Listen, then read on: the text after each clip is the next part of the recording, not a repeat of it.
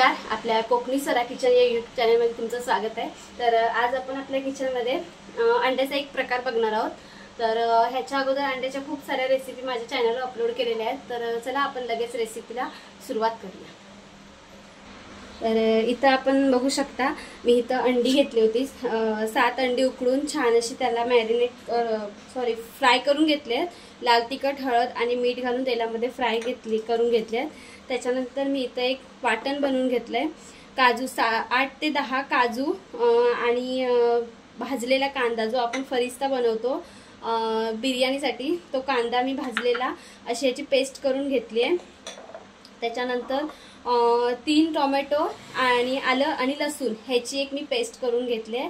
आणि मीडियम साईजचे 2 मोठे कांदे मी बारीक कट करून घेतले।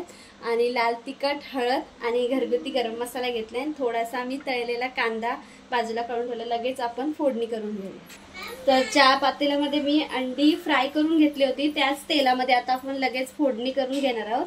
तर फोडणीसाठी इथं मी तेल छान गरम झाले बघू शकता। लगेचच आपण ह्याच्यामध्ये कांदा घालूया। कांदा छान परतून घ्यायचा एकदम मऊ पडेपर्यंत। तेल लाल तिखटामुळे तेल तुम्हाला लाल दिसत असेल तर आपल्याला नेहमीप्रमाणे कांदा माहित असतो किती फ्राय करायचा तो। तसं आपण कांदा फ्राय करून घेणार आहोत व्यवस्थित एक 2 ते 3 मिनिटं।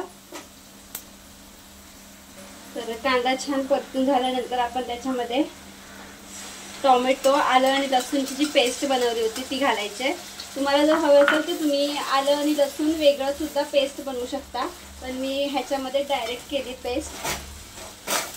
तर छान तेल सुटेपर्यंत ह्याला सुद्धा आपल्याला परतून घ्यायचं व्यवस्थित एक 2 ते 3 मिनिटं। व्यवस्थित टोमॅटोचा पूर्णपणे कच्चा फ्लेवर किंवा पाणी जे आहे टोमॅटोमध्ये ते सगळं तेल सुटेपर्यंत व्यवस्थित परतून घेणार आहोत आपण।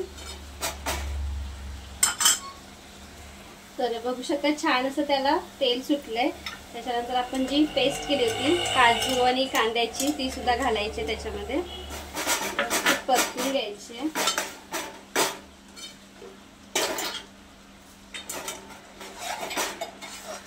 छान असं तेल सुटेपर्यंत ह्याला सुद्धा आपल्याला परतून घ्यायचं व्यवस्थित।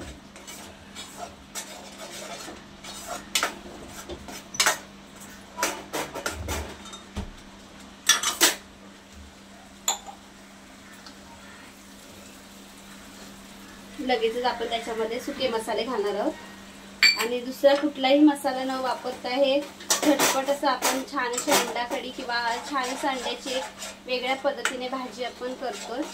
तर छान होतं। तुम्ही काजूच्या पेस्ट ऐवजी दही वापरलं सुद्धा चालू शकतं। छान मिक्स करून घेतल्यानंतर आता आपण याच्यामध्ये पाणी घालणार आहोत। छान असं पाणी घालून घेतलंय मी, 2 वाट्या पाणी घातलंय। त्याच्यानंतर चवीनुसार मीठ घालायचंय। मिठाचा वापर आपण कुठेही केला नव्हता म्हणून आपण एकदाच मीठ घातलंय त्याच्यामध्ये व्यवस्थित। आणि त्याच्यानंतर आपण त्याच्यामध्ये जी फ्राय करून ठेवली होती ती अंडी घालायची।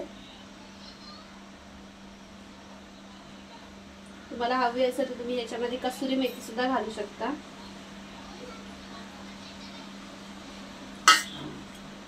छान असं एकदा मिक्स करायचं आणि ह्याला झाकण ठेवून आपण एक 2 ते 3 मिनिटासाठी मीडियम गॅसवरती उकळी काढून घेऊया।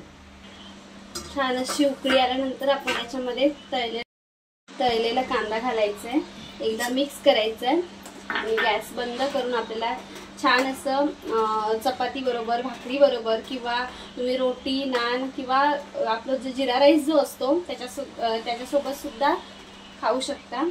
तर आपण आता गॅस बंद करायचा आहे।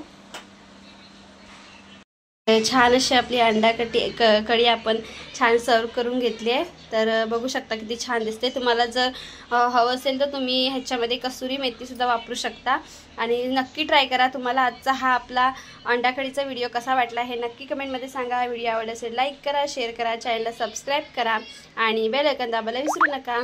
थँक्यू।